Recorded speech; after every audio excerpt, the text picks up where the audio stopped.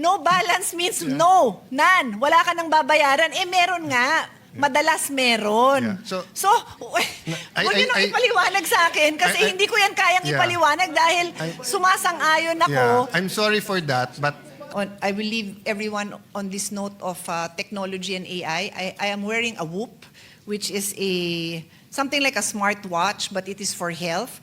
And my Whoop, nabura na yung message, but earlier it said to me, you have exceeded your optimal strain.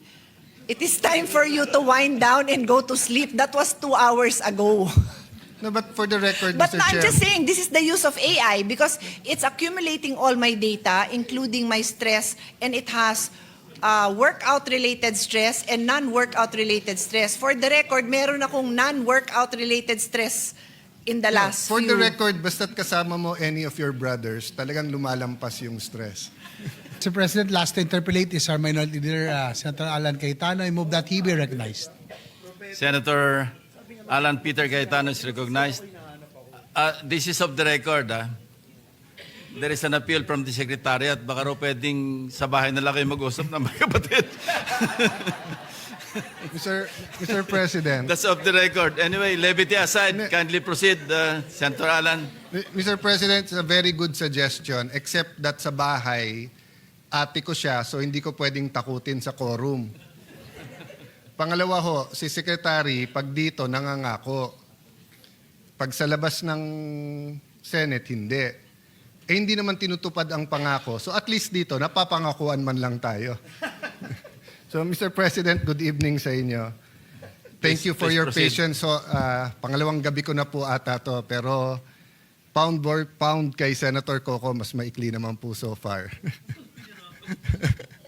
Hindi pero grabe naman, ang ganda naman ng performance niya. No?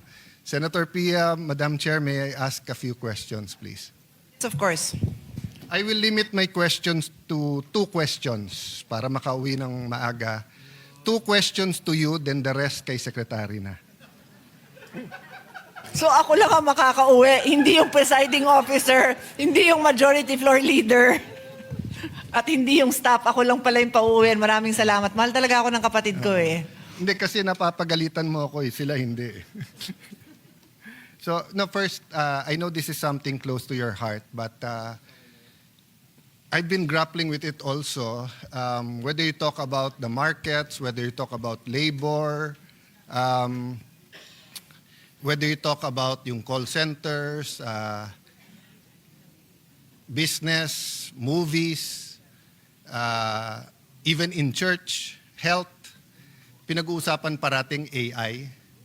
So may I know both your personal opinion and the opinion of the DOH regarding AI and will they be leveraging that? Do they have a plan? Did they put money in their budget for that? I was just one comment. Parang 2-3 years ago, ang Minister of Education ng Singapore was saying something about AI in grade 2 to grade 4 in Singapore. So parang, is this another technology shift na maiiwan ng Pilipinas? And if yes, sana hindi sa health side, no?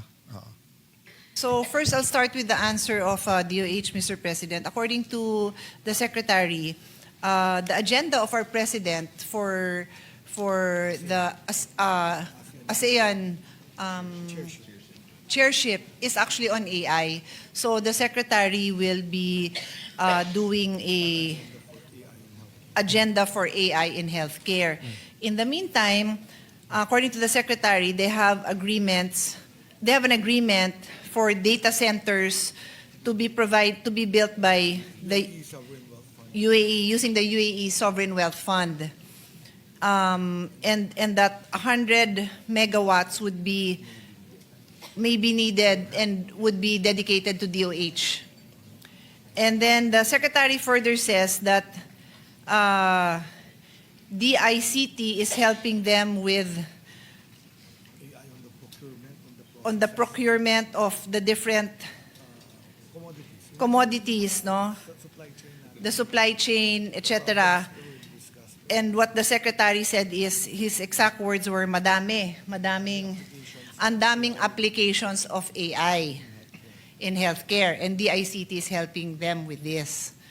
So I will now also share my particular insight on it, the same way I have when our Deputy Majority Floor Leader also made her comments on certain health issues, when the presiding officer, Senator JV, also gave his concerns on certain issues. So I also have insight to share with His Honor, because the question was brought about by His Honor, and with DOH.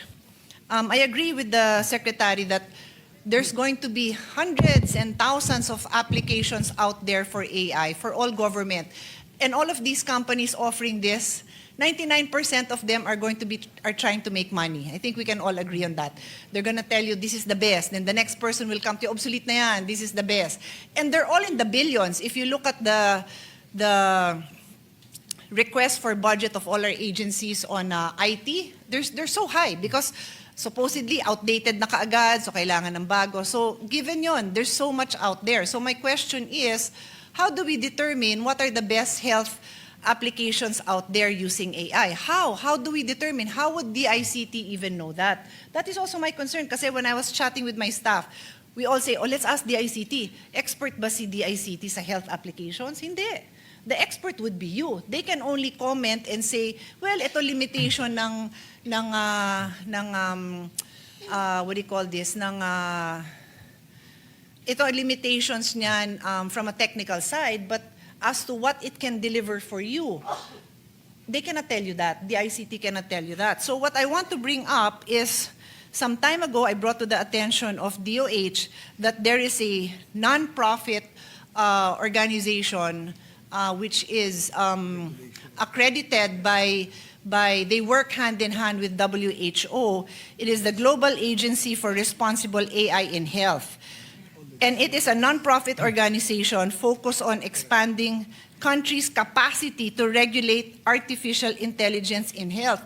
I was so impressed when I heard about this because me as a health advocate and as an education advocate, I'm dumbfounded by all these tools available. Like, I wouldn't even begin to know how to process those tools, how truthful they are in their commitments to be able to give us, like if this AI says, purchase this and I can promise you it can scan and tell you what are all the illnesses. Talaga, kaya ba niyang gawin yan? What do I know? And how would even a good doctor know how accurate those promises are?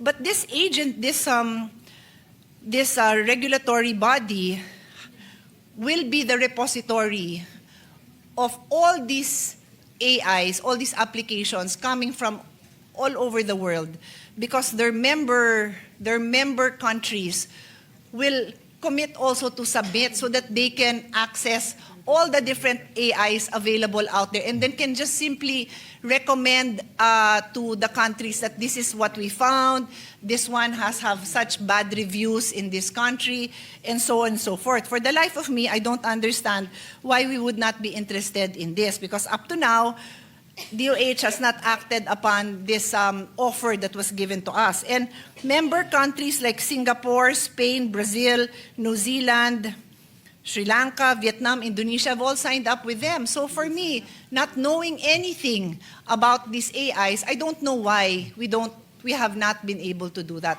So I mentioned that because I am the chairperson of the Committee on Sustainable Development Goals, Innovation, and Futures Thinking.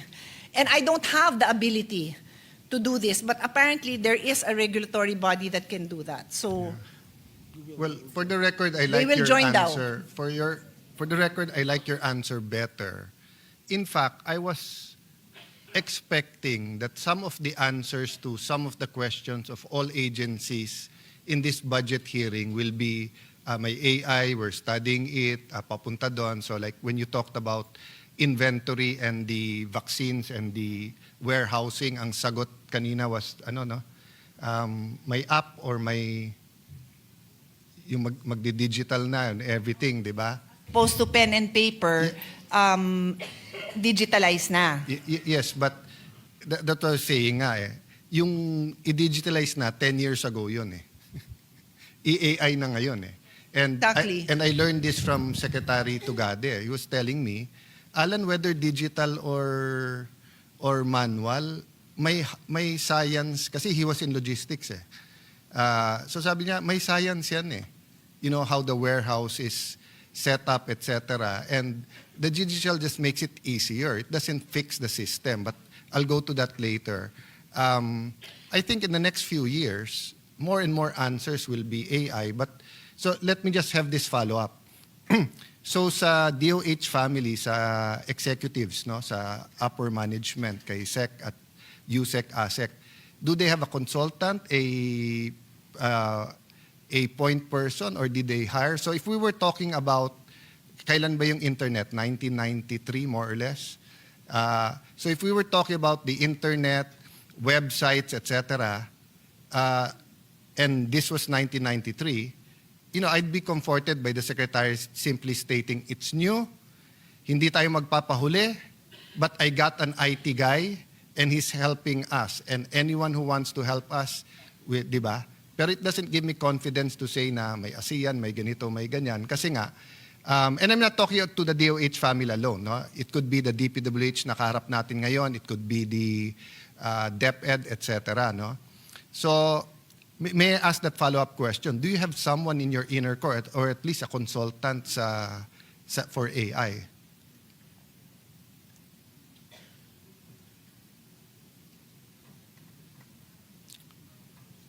I'm not talking about someone you can consult. I mean consultant, yung talagang nasa office nyo and doing everything about it. No?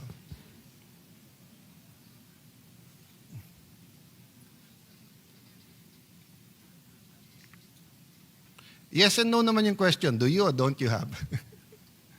They have, but ang binanggit nila is WHO and World Bank. Yeah, so that's their consultant, not your consultant. Nakikiconsult kayo sa kanila. So anyway, I won't belabor the point. Ang sasabihin ko lang, get one, sana before the BICAM, kasi ang problema, if you say you're gonna do it soon, 2027 pa yon kasi wala kayong pera for that in 2026 eh. Eh ang problema sa technology, 1 year delay is not 1 year delay, di ba? So kung halimbawa infrastructure yan at sabihin mong, wala kaming pera for a hospital next year. So when you put it in 2027, you're delayed 1 year. But when you talk about AI, if you're delayed 1 year, you're delayed 5 years. Uunahan ka na nung lahat ng iba.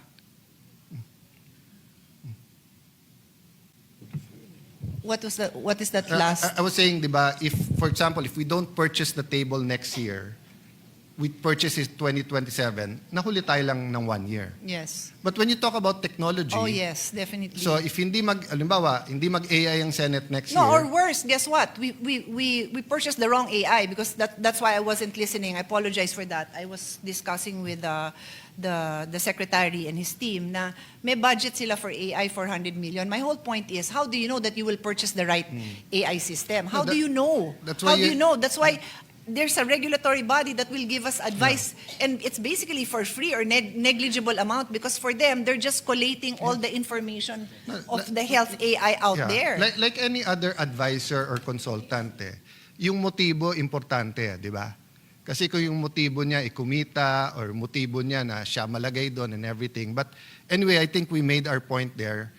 Sabi ko 2 questions lang pero nadagdag yon. The second question is, can you help me understand the zero billing rule or concept ngayon? Kasi if you remember last budget hearing, kayo din po ma'am ang nag-defend and si Secretary din naman ang Sorry, sumagot. are you changing the topic? Yes. Oh, wait, because my team is not ready for you to Okay. change the topic. No, yeah, please. Excited sila dito because nga we No, also no. happen to be the chair, the committee on futures thinking. Kung ako masusunod, I'd like a commitment from them na seseryosohin nila to and a submission ASAP.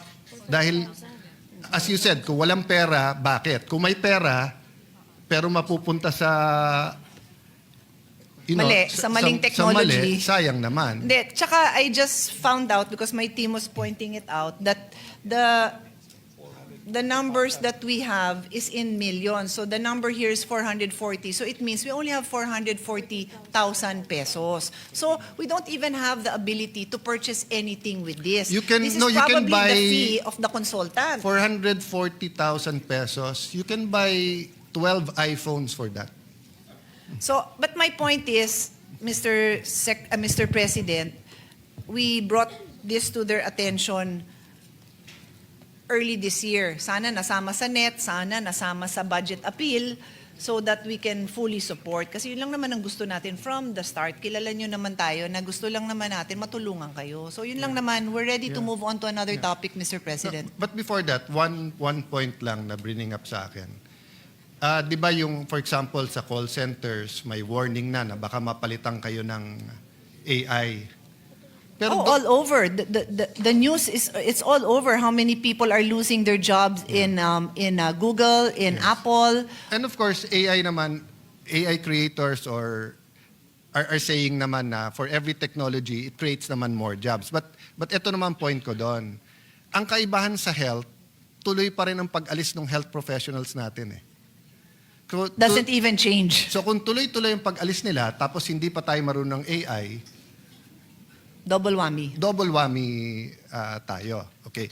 So, going to the topic of the zero billing. Last budget hearing, tinanong ko yon because the chairman of PhilHealth is actually the Secretary of Health. And he reminded me that that only refers to indigents. Diba? So, I'll go to details later all. Under the law, last year budget hearing, and it's under the law, no? The zero billing doesn't mean all PhilHealth.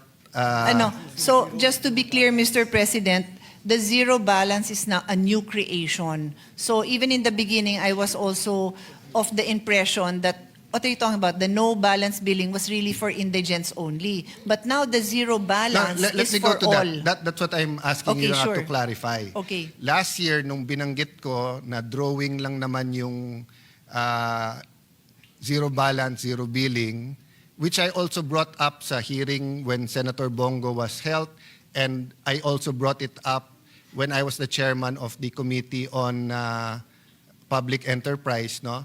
But sinabi nga ni Sec, para lang yan sa indigents. And I have different issues there. But during the SONA, ang sinabi naman ng Pangulo, para sa lahat na. But only in public hospitals. Hindi pa kaagad nasabi yun ng SONA, Mr. President. Yeah, kasi so that's my question. Can you clarify? No. Hindi sinabing for what hospitals. Kaya nga, lahat ng... Well, maraming hindi nakapick up because I'm just saying na napakaraming mayors na lumapit sa atin Yeah. at nagtanong na, No, saan? but- Hindi but namin alam yan. For the record, so that people who are watching and tayo mismo and the mayors, governors, health practitioners knows, ano yung as of today, ano yung rule?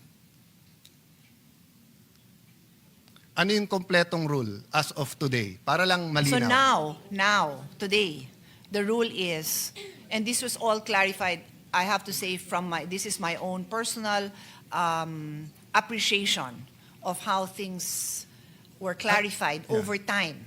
No, but can the That- secretary clarify it?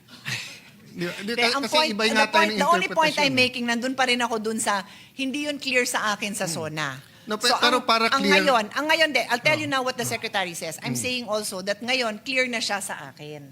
Pero nung sa SONA, hindi So- pa so siya what's clear. the rule So as what of the today? rule is now, and I also shared the rule with our colleagues earlier, is that if you go to any DOH hospital and you are a patient in a basic accommodation or ward, then zero balance ka, which means zero. Wala kang babayaran. Whether indigent ka o hindi. It doesn't matter. Okay. Basta tao ka, Pilipino ka, pumunta ka sa DOH hospital at dun ka sa basic accommodation or ward, that means you will have a zero balance. Okay.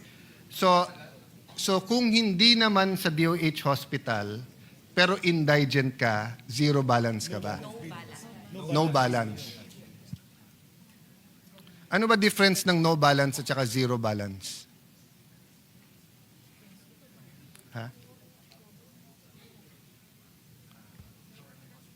So, pag pumunta ka ngayon sa LGU Hospital, covered ka ngayon ng no balance billing policy, and that is for indigents. What does no balance billing mean? It doesn't mean no balance. Kasi may balance. Kasi there are case rates, but some of them are outdated. And as I also explained earlier, we are migrating to the DRG, which is a different system from the case rate na mas complex ang review niya ng babayaran. But for now, we still have case rates. So there's a big chance na meron kang balance. Okay, so what's the difference between zero balance and no balance? So Or there's no zero such thing as balance zero is the DOH hospital that talagang zero balance. Ang no balance sa LGU hospital is only for indigents, pero hindi siya, it's possible na may balance pa. So hindi no balance yun. Hindi nga, kanina ko pa sinabing hindi No, nga. sabi mo sa LGUs, it's no balance. No, that's the name of the program. But it doesn't mean that it is no balance. That's why So isn't that false advertising? I think so. From now on, I will not ask you questions. Okay, This is my next 100 questions. okay. Yeah, Thank you. Well, then we'll have to ask the Senate President to suspend the rules if you're not going to ask me questions. I'm making a point. Sorry, my dear sister. I'm making a point na ang basis ng conversation is trust eh. So if you tell people no balance, pero sandali, may balance. Di ba? So why would they name it no balance kung may balance? Di ba? Yeah. Mr. President, please, I will explain to the stenographer what is going on here. My staff is trying to explain to me what is the meaning of no balance, telling me that it is a PhilHealth program. But Yeah. once in a while, I agree with my brother. Take note, Senator Joel. Once in a while, I agree with him.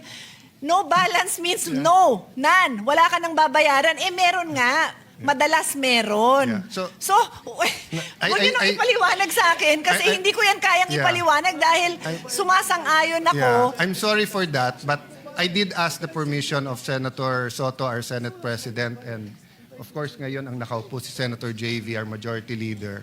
So with your permission, can we suspend the rules so that I can ask directly? I'll try to be as brief as possible para matapos ko tong issues, but I really think the Secretary should answer Mr. these President, issues. and if I may advise my brother, please continue asking this topic because even after I already explained, and dapat pumapalakpak na yung mga katabi ko dito na I agree with you 100%, eh nagpapaliwanag pa rin. So, Yes. by all means, I will Yes, stand yes. up, And I'll I will observe do my best to because keep my cool, but I think we shouldn't leave the hall without clarity.